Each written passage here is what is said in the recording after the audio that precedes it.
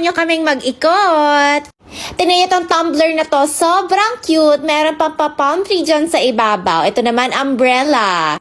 Ang dami pang different tumblers dito, pero ito talaga yung nagustuhan ko. Ang cute ng design ng kickboard na to. Nako, for sure magugustuhan niya ni Avery. Ang dami ring mga anik-anik dito for cake decorations. Nako, perfect din to pang mga cupcakes. Tapos dumaan na rin ako dito sa mga party items. Kumuha na rin pala ako nitong mga light up balloons for Avery. Tapos tinan nyo, ang cute na ng mga stickers dito. Syempre, pinilian ko na rin si Avery. So, ayan, nag-ikot-ikot pa nga ako dito. Tapos, tingnan nyo itong tumbler na nahanap ko. Sobrang cute. O, diba? Pink na pink.